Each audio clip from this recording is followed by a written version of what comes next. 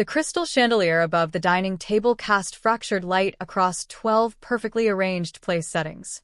I stood in the doorway of our home, watching my husband Marcus laugh, that deep, genuine laugh I hadn't heard directed at me in months, as he poured wine for a woman I'd never seen before. Elena! His voice carried that particular brightness he reserved for performing. Come meet Samantha. She's the graphic designer I've been telling you about. The one who's been helping with the hotel rebranding. I hadn't moved from the doorway. My sister Diane sat frozen mid-reach for a breadstick, her eyes darting between Marcus and me like she was watching an accident unfold in slow motion. My mother-in-law Patricia smoothed her napkin with trembling hands. My father Tom gripped his water glass, so hard I thought it might shatter. They all knew something I didn't. Samantha rose from her seat with the fluid grace of someone completely comfortable in spaces that didn't belong to her. She was younger than me, maybe 30 to my 38, with that effortless beauty that didn't need effort. Copper hair that caught the light. A green dress that probably cost more than my car payment. She extended her hand across the table, her smile warm and entirely too familiar. Elena, it's so wonderful to finally meet you. Marcus talks about you constantly. The room held its breath. I looked at that outstretched hand, looked at my husband's expectant face, his eyes pleading with me to play along with whatever performance this was. Looked at my mother, whose fork had clattered onto her plate. No, I said quietly. Marcus's smile stiffened. Elena.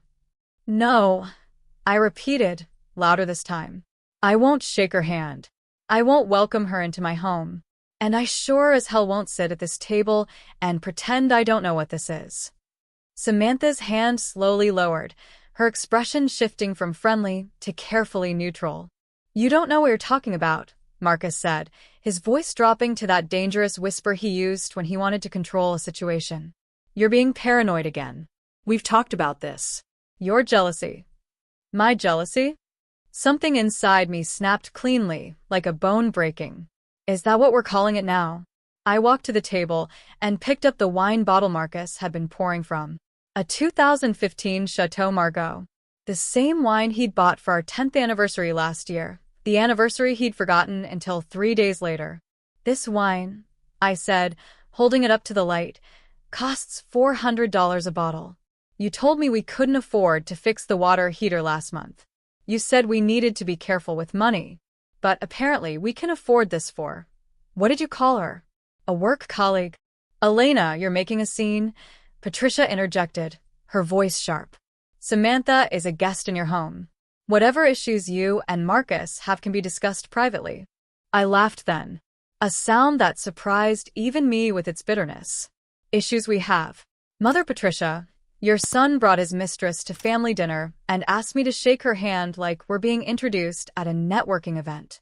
So forgive me if I'm not concerned about making a scene. You're insane, Marcus hissed, standing now. Samantha, I apologize. My wife has been under a lot of stress. She's not thinking clearly. But I was thinking more clearly than I had in months. Maybe years. I set the wine bottle down carefully and pulled my phone from my pocket. My hands were steady, steadier than they'd been in the 6 months since I'd started finding the receipts. The hotel bookings. The jewelry purchases for someone who wasn't me. The credit card statements with charges from lingerie boutiques in the weeks when Marcus had told me we needed to cut back on expenses. I have a question for you, Samantha, I said, my voice calm now. Deadly calm. Did Marcus tell you he was married when you started sleeping with him? The silence that followed was so complete I could hear the clock ticking in the hallway. Samantha's face went pale. We're not. Don't. I cut her off. Don't insult both of us by lying. I know about the apartment he rented for you in Newport.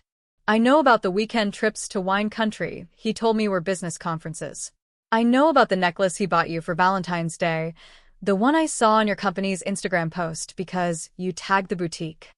Marcus's face had gone from red to white. How did I know? I interrupted. Because I'm not stupid, Marcus. I'm a forensic accountant. Following money trails is literally what I do for a living. Did you really think I would notice when $50,000 disappeared from our savings account? My mother gasped. Diane stood up so fast her chair fell backward. 50,000? My father's voice was ice. Marcus, what the hell have you done? But I wasn't finished. 6 months of silence, of swallowing suspicions, of letting him convince me I was paranoid, jealous, crazy. It all came pouring out. The account we were saving for fertility treatments, I continued, my voice breaking just slightly. The account for the IVF we were supposed to start next month. The baby we've been trying to have for 3 years. That money, Marcus. You spent it on her. The words hung in the air like smoke after an explosion. Samantha stood abruptly, her chair scraping against the hardwood. I didn't know. I swear to God, I didn't know about any of that. He told me you were separated, that you were getting divorced. Well, I said, looking directly at my husband, I guess that part's about to become true. I walked to the hallway closet and pulled out the suitcase I'd packed that afternoon. The one I'd hidden there before anyone arrived, not entirely sure if I'd have the courage to use it. Elena, wait. Marcus's voice cracked. He moved toward me, and for the first time in months, I saw genuine fear in his eyes. Please, we can talk about this. Just not like this. Not in front of everyone. I stopped at the door and turned back one last time. 12 place settings. A beautiful meal getting cold. A family dinner that would be remembered for all the wrong reasons. You wanted me to shake her hand, Marcus. You wanted me to welcome your mistress into our home, smile and pretend, and play along with your sick little game. I opened the door, letting in the cool October air. So, here's what I'm going to do instead. I'm going to walk out this door with whatever dignity I have left. And I'm going to make sure every single person who matters knows exactly what kind of man you are. You can't do this, he said, his voice desperate now. The hotel. My family's business. If you go public with this, you'll destroy everything. I smiled then. A real smile. Maybe the first genuine smile I'd worn in months. Yes, I said simply. I know. And I walked out, leaving behind the life I thought I'd wanted, towards something I couldn't yet see, but somehow knew would be better than this. Behind me, I heard Diane's voice. I'm going with her. Then my mother's. Me too. The sound of chairs scraping. Footsteps following mine. By the time I reached my car, I wasn't alone. And Marcus, standing in the doorway with his mistress and his mother and his lies, was. 3 years earlier, everything had been different. Marcus and I had met at a charity gala for the children's hospital, both of us there reluctantly, me because my firm had bought a table, him because his family's hotel chain was the primary sponsor. We'd ended up hiding on the same balcony, escaping the forced networking and champagne small talk. If one more person asks me about occupancy rates, I might jump, he'd said, not realizing I was there. I'd laughed. If one more person tells me auditing must be so exciting, I'll push you. We talked for 3 hours that night. About everything except our jobs. About the books we loved, the places we wanted to travel, the lives we'd imagined for ourselves before reality set in. He'd been charming, self-deprecating, genuinely funny. He told me about growing up in his family's shadow, about wanting to prove he was more than just a trust fund heir who'd been handed a VP position at his father's company. I'd told him about losing my father to cancer when I was 16, about putting myself through college working 3 jobs, about the pride I felt in building a career through sheer determination rather than connections.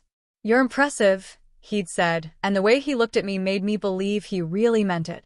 We'd gotten married 18 months later. A small ceremony. His family had wanted something grand, but I'd insisted on intimate. Just close friends and family at a vineyard in Sonoma. Marcus had written his own vows, had promised to honor me, respect me, build a life where we were equals. I'd believed him. The first year had been good. We'd bought the house together, splitting the mortgage despite the fact that Marcus made 3 times my salary. I'd insisted on paying my share, on maintaining my independence. He'd said he loved that about me, my strength, my refusal to be taken care of. Year 2, his father died suddenly. Heart attack at 63. Marcus had inherited the COO position at Ashford Hotel Group and everything that came with it. The pressure. The expectations. The weight of a legacy he'd never wanted but couldn't refuse. That's when things started changing. The late nights at the office that turned into overnights. The business trips that stretched longer than planned. The distance that grew between us, subtle at first, then undeniable. And the baby. We'd started trying about 6 months after his father died. Marcus had said it would be good, would give us something positive to focus on. I'd been ready, 35 and acutely aware that time wasn't infinite. But month after month, nothing happened. The doctor's appointments revealed I had endometriosis. Conceiving naturally would be difficult but not impossible. IVF gave us an 80% success rate. The cost was steep, $30,000 for the first round, with no guarantee it would work. "We'll make it happen," Marcus had said, holding my hand in the fertility specialist's office. "Whatever it takes." We'd started saving. I'd picked up extra consulting work, taking on weekend projects. Marcus had promised to set aside money from his bonuses. We'd been so close, just one more month and we'd have enough to begin treatment. Then the statements started showing irregularities. I'd noticed it first in March. A withdrawal of $5,000 marked as business expenses. Then another. Then $10,000. By June, I'd realized something was very wrong. I'd confronted Marcus in July. "It's the hotel," he'd said, his voice carrying that edge of frustration that made me feel like I was being unreasonable. "We had some unexpected renovation costs. I had to cover them temporarily. The board will reimburse me next quarter." "That's our baby fund, Marcus. Our IVF money." "I know, and I'll replace it. I promise. It's just temporary." But the money never came back. More disappeared in August. Then September. I'd started digging deeper, using the skills I'd spent a decade honing as a forensic accountant. Following the digital trail, cross-referencing dates and locations. That's when I found the apartment lease. The one in Newport Beach, 30 miles from our home. Leased in Marcus's name. 1,200 square feet. Ocean view. $4,000 a month. The credit card statements followed. Dinners at expensive restaurants on nights Marcus had told me he was working late. Purchases from jewelry stores, boutiques, a furniture company that specialized in modern designer pieces. I'd hired a private investigator in September. Felt sick doing it. Felt like I was betraying our marriage by not trusting him. But the evidence was mounting, and I needed to know. The photos had arrived 2 weeks ago. Marcus and Samantha at a wine bar in Los Angeles. Marcus and Samantha holding hands walking into her apartment. Marcus and Samantha kissing in the parking lot of his hotel's flagship property. The investigators' report had been thorough. They'd been together for 8 months. Had met when she'd been contracted to redesign the hotel's branding. The affair had started immediately, before the contract was even signed. Marcus had moved her from San Francisco to be closer to him. Had rented the apartment. Had spent our savings, our baby fund, on furnishing her new life. I'd planned to confront him privately. Had rehearsed the conversation 1,000 times. But then yesterday, Marcus had come home and announced we were having family dinner on Saturday. "I want everyone to meet Samantha," he'd said casually, like it was the most normal thing in the world. "She's become really important to the company. I think it's time she met the family." The audacity of it had stolen my breath. He was going to parade her in front of my parents, my sister, his mother. Was going to make me sit there and smile and pretend I didn't know.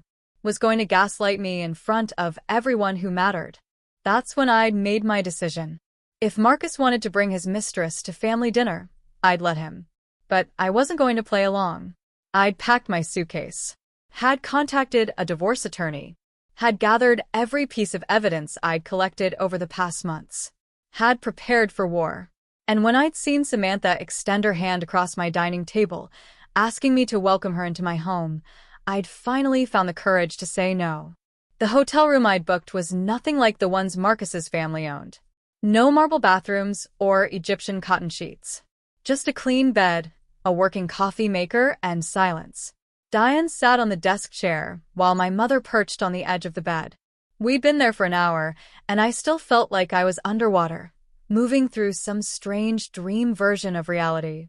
I can't believe he brought her to dinner, Diane said for the 5th time. Who does that?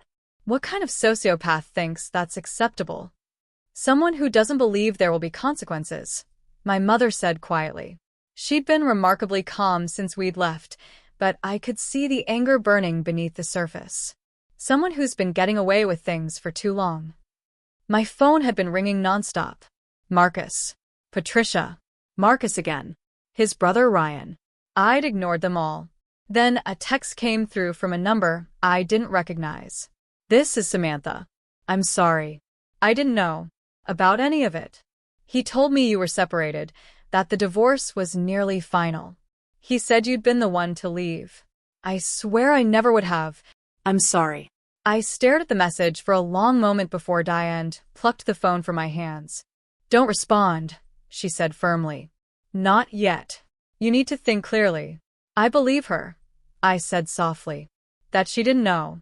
Marcus is very good at lying. That doesn't make what she did okay, my mother pointed out. No, I agreed. But it makes her a victim of his manipulation too. Just a different kind. Another text appeared, this time from Marcus. Elena, please. This is insane. You've completely misread the situation. Samantha is just a friend and colleague. Your jealousy has created a narrative that doesn't exist. Come home, and we'll talk rationally. I laughed at that. The sheer brass of it. He's still gaslighting you, Diane said, reading over my shoulder. Even now. I opened my laptop and pulled up the folder I'd been building for weeks. Bank statements. Credit card records. Photos from the investigator. Receipts. Text messages I'd recovered from his iPad that synced with his phone. The evidence was damning. $53,000 spent over 8 months. The apartment lease. The jewelry purchases. Messages that left no doubt about the nature of their relationship. Can't wait to see you tomorrow. I've missed waking up next to you. That weekend in Napa was perfect. When you're with me, I forget about everything else. I love you.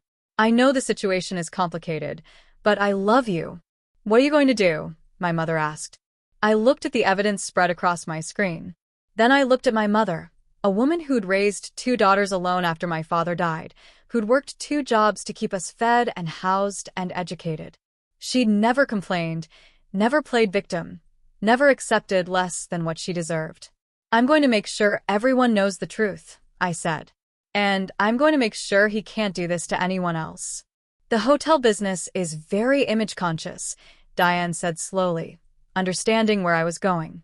A scandal like this could be devastating, I finished. Especially given that Samantha was a contractor. There are ethics violations there. Possibly legal ones if he approved her contracts while they were involved. My phone rang again. This time it was Catherine Chen, the CFO of Ashford Hotel Group and one of Marcus's father's oldest friends. I'd met her several times at company events and had always respected her sharp intelligence and no-nonsense attitude. I answered. Elena. Catherine's voice was crisp, professional. I apologize for calling so late. Patricia filled me in on this evening's events. I need to know, are the allegations true? There was no accusation in her tone. Just a request for facts. Yes, I said simply. And I can prove it. Bank records, photographs, messages. He's been having an affair with Samantha Hayes for 8 months. He rented her an apartment using company expenses and approved her contracts while involved with her romantically. He also embezzled $50,000 from our joint savings account, money that was intended for medical treatments. Silence on the other end. Then, I need to see your evidence. All of it. Can you send it to my personal email? Why? I asked, though I thought I knew. Because if what you're saying is true, Marcus has violated the company's ethics policy and possibly misused company funds. His father built this company on integrity. I won't watch his son destroy that legacy. I sent the files while still on the phone with her. Heard her sharp intake of breath as she reviewed them. This is damning, she said quietly. Elena, I'm sorry for what he's done to you. And I'm sorry we didn't see it. What happens now? I asked. Now? I call an emergency board meeting. Marcus's position as COO isn't just inherited. He answers to the board. And the board answers to shareholders. If he's been misusing company resources for a personal affair, that's grounds for immediate suspension pending investigation. After I hung up, Diane was staring at me with something like awe. You just torpedoed his career, she said. No, I corrected. He torpedoed his own career. I just made sure people found out about it. My phone buzzed with another message. This time from Ryan, Marcus's younger brother. Elena, I'm so sorry. I suspected something was wrong, but I didn't want to believe it. Marcus just told me and Patricia that you've lost your mind, that you're making false accusations because you can't handle the stress of fertility treatments. Please tell me that's not what's happening. I called him instead of texting back. Ryan, it's true. All of it. I have proof. Catherine has the files now. Jesus Christ. Ryan's voice cracked. Elena, I don't know what to say. He's my brother, but what he's done is unforgivable. You don't have to choose sides, I said, though I appreciated the sentiment. Yes, I do. Dad taught us better than this. He would be ashamed. We talked for another 20 minutes. Ryan promised to support whatever decisions I made and to make sure Patricia understood the full truth. When I finally set my phone down, exhaustion crashed over me. You should sleep, my mother said gently. Tomorrow is going to be difficult. But I couldn't sleep. Instead, I opened my laptop again and began drafting an email to my divorce attorney, attaching all the evidence I'd compiled. Then I did something I'd never thought I'd do.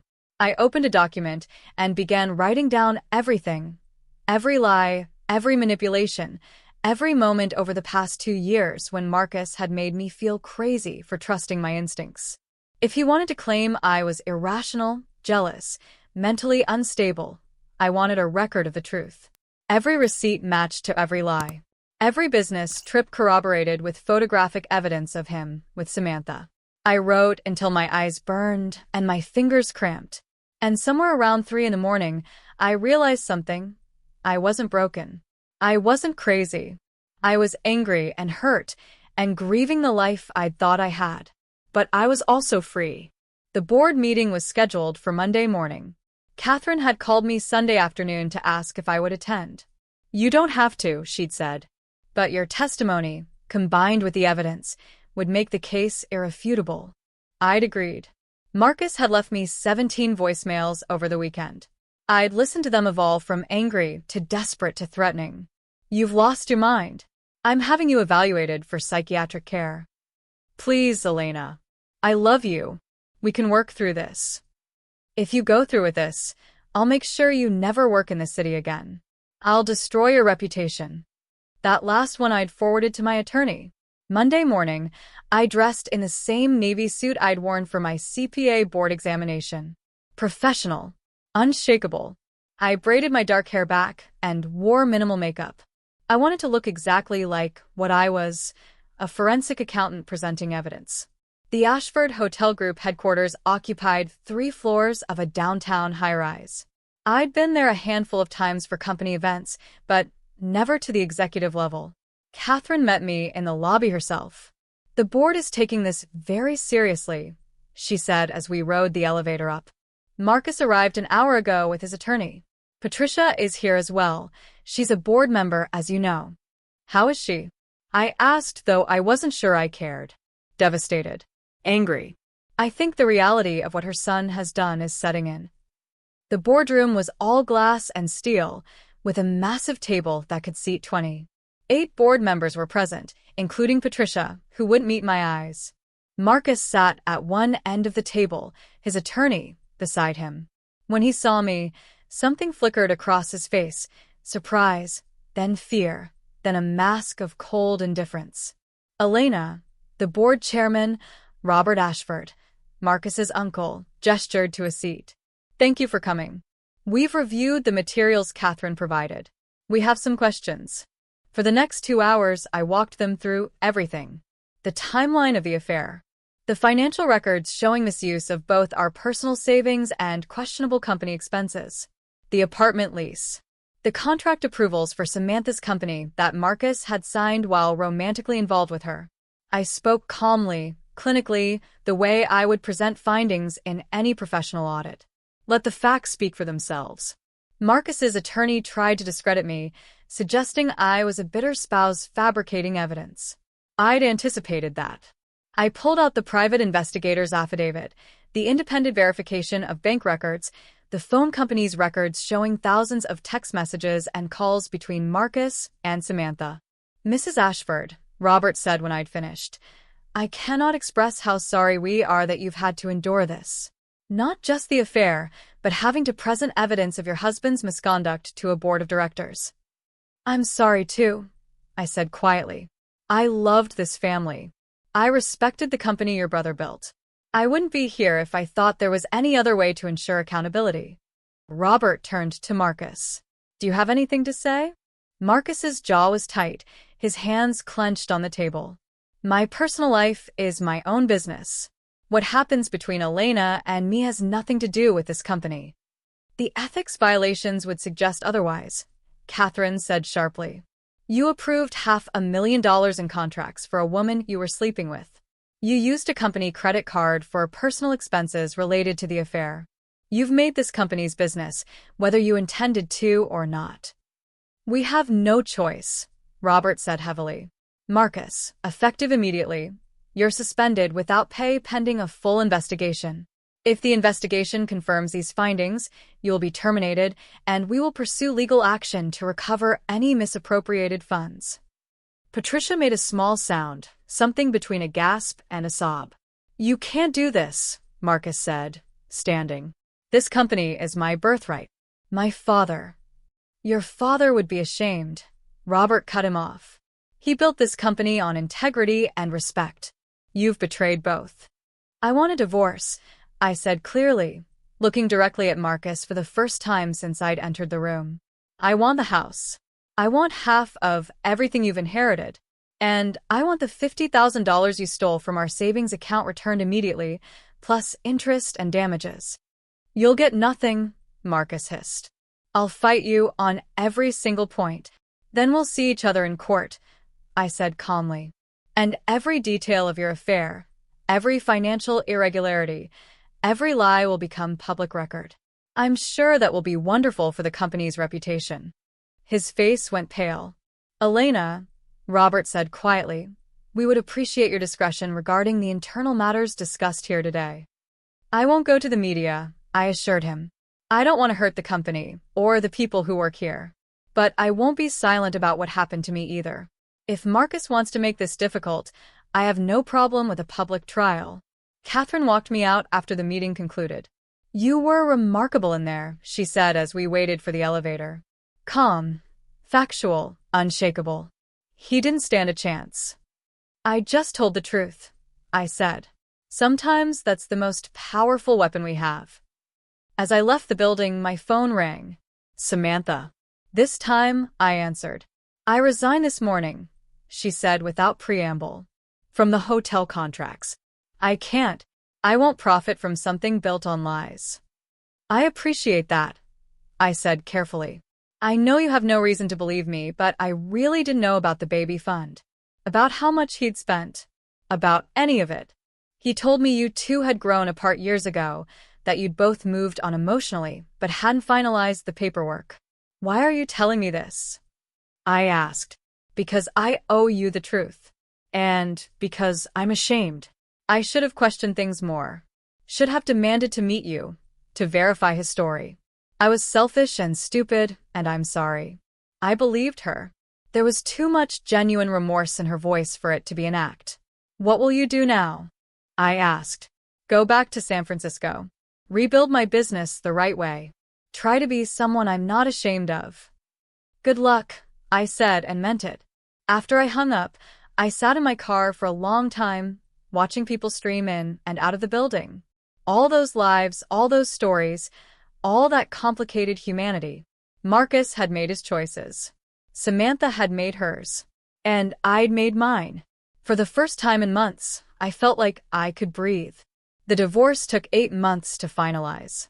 Marcus fought me on everything at first, just as he'd promised.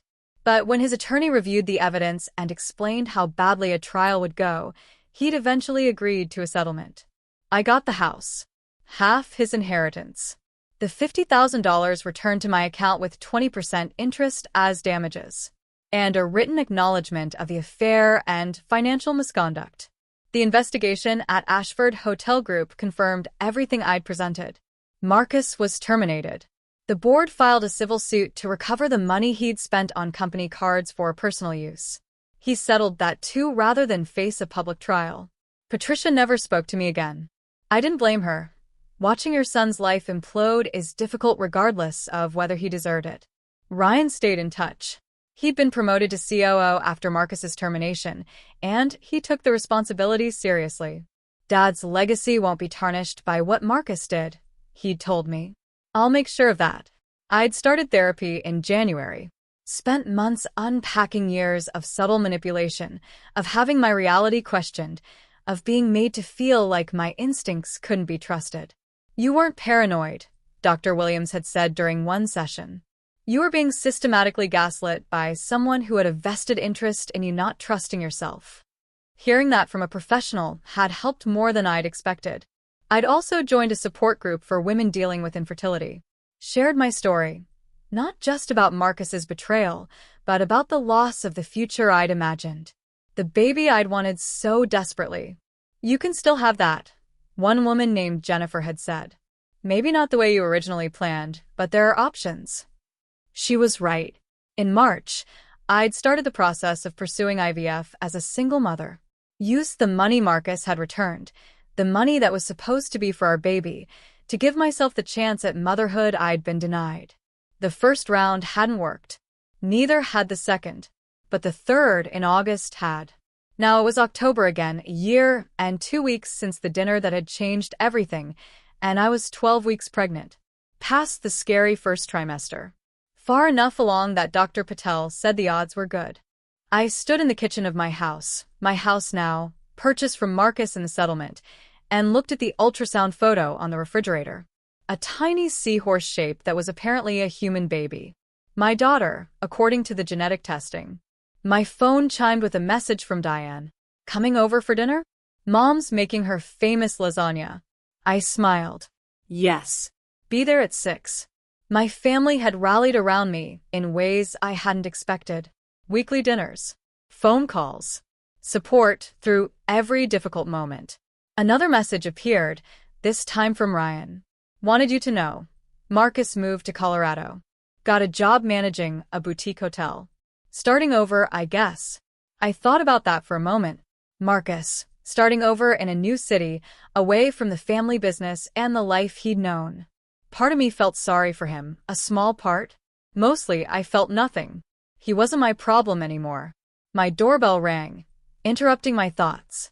When I opened it, I found a delivery person holding an enormous bouquet of sunflowers. Elena Ashford? They asked. Elena Reyes. I corrected, using my maiden name again. But yes. The card read, congratulations on everything. You're going to be an amazing mother. Catherine. I set the flowers on the kitchen counter and looked around my home. The house Marcus had wanted to furnish with expensive designer pieces. I'd replaced most of it with comfortable, lived-in furniture from local craftspeople. Hung photos of my family on the walls. Made it mine. The ultrasound photo on the fridge. The baby's room upstairs, slowly coming together with a crib and changing table and a rocking chair Diane had found at an estate sale. This wasn't the life I'd planned. Wasn't the family I'd imagined when I'd married Marcus 8 years ago. But it was mine. Built on truth instead of lies. On strength instead of silence. My phone chimed again. A different kind of notification this time, a news alert. Ashford Hotel Group announces record profits. New executive leadership praised for ethical reforms. I smiled at that. Ryan was doing well. The company was thriving. Marcus's betrayal hadn't destroyed his father's legacy after all. I placed my hand on my still flat stomach, where my daughter was growing. The baby I'd fought for. The future I'd chosen for myself. We're going to be okay, I whispered. Better than okay. And somewhere in the late afternoon light filtering through my kitchen windows, With sunflowers bright on my counter and my family waiting for me across town, I believed it. That evening, at my mother's house, surrounded by the people who'd stood by me through everything, I found myself laughing at one of Diane's terrible jokes. Real laughter, the kind that comes from genuine joy rather than performance. My mother squeezed my hand across the table. "You look happy," she said softly. "I am," I realized. "I really am. Because sometimes the ending you get isn't the one you wanted. Sometimes it's better. Sometimes walking away from the life you thought you were supposed to have leads you to the life you were always meant to live." I'd walked out of that family dinner a year ago with nothing but a suitcase and my dignity. I'd refused to shake the hand of my husband's mistress. Had refused to play along with his manipulation one more time. And that refusal, that single moment of saying no when everything in me had been trained to smile and be accommodating and not make waves, had saved me. Not from Marcus. From myself. From the version of me who'd been slowly disappearing under the weight of his lies. "To new beginnings," Diane said, raising her glass of wine. I lifted my water glass. "To truth," I countered. "And dignity." And refusing to shake hands with betrayal. We toasted to that. To the courage it takes to walk away. To the strength it takes to rebuild. To the wisdom it takes to know the difference between the life you're supposed to want and the life that's actually worth living. Later that night, driving home through streets I'd learned to navigate alone, I thought about that moment at the dinner table. The crystal chandelier casting fractured light. Samantha's outstretched hand. Marcus's expectant face. And my simple, powerful, life-changing refusal. No. It was the word that had set me free. The word I should have said months earlier. The word every woman should feel empowered to speak when asked to accommodate her own betrayal. Just no. I pulled into my driveway and sat for a moment in the car, looking at my house. The lights I'd left on in the living room. The future waiting inside. Tomorrow I'd go to work. Would continue building my career, my reputation, my independence. Would continue preparing for motherhood. Would continue healing from wounds that were still tender, but no longer bleeding. But tonight, I was simply grateful. For my family. For my strength. For the clarity that comes after surviving something you weren't sure you could survive. And for that one moment of courage that had changed everything. The moment I'd looked at my husband's mistress and refused to shake her hand. 2 years later, I stood in the backyard of my house, watching my daughter Sophia take wobbly steps across the grass toward my mother's outstretched arms. She was 14 months old, with dark curls and my eyes and a laugh that could light up the darkest days. Diane was manning the grill, arguing with Ryan about the proper way to cook salmon. My mother sat in a lawn chair with Sophia now on her lap, reading from a picture book about brave princesses who saved themselves. Catherine Chun had stopped by with a gift for Sophia, a savings bond and a card that read, "For your future, whatever you choose it to be." My practice was thriving. I'd left the large firm where I'd worked and had started my own consultancy, specializing in financial forensics for divorce cases, helping other women uncover the truth about money and betrayal. Giving them the tools to fight back. "Elena," Diane called. "Food's ready." I picked up Sophia and settled her in her high chair at the patio table. She banged her little hands on the tray, delighting in the noise. My phone buzzed with a message from an unknown number. I almost ignored it, but something made me look. "This is Samantha. I hope it's okay that I'm reaching out. I wanted you to know I got married last month. To someone honest. Someone who makes me want to be better. I thought you'd want to know that your courage that night, walking out, refusing to play along. It changed my life too. It showed me what self-respect looks like. Thank you. I hope you're well." I stared at the message for a long moment, then typed back. "Congratulations on your marriage. I am well. Very well. Thank you for sharing this with me. It wasn't friendship. We'd never be friends. But it was closure of a kind. Acknowledgement that one woman's courage can inspire another's. That breaking silence has ripple effects we can't always see." "Everything okay?" my mother asked. "Yeah," I said, setting my phone aside. "Everything's good." Sophia grabbed a piece of bread and smushed it in her tiny fist, giggling as crumbs fell everywhere. She was messy and loud and perfect. The daughter I'd fought for. The future I'd chosen. Not the life I'd planned. Something infinitely better. As the sun set over my backyard, painting the sky in shades of orange and pink, I thought about the woman I'd been 2 years ago. Standing in that doorway, looking at my husband and his mistress, being asked to welcome betrayal into my home with a handshake and a smile. I thought about the courage it had taken to say no, to walk away, to blow up the life I'd known for the possibility of something better. And I thought about all the women who were standing in their own doorways right now, looking at their own betrayals, wondering if they had the strength to refuse. To them, I'd say this: you do. You're stronger than you know. And sometimes the most powerful thing you can do is simply say no. No to being gaslit. No to accommodating your own betrayal. No to a life built on lies. Just no.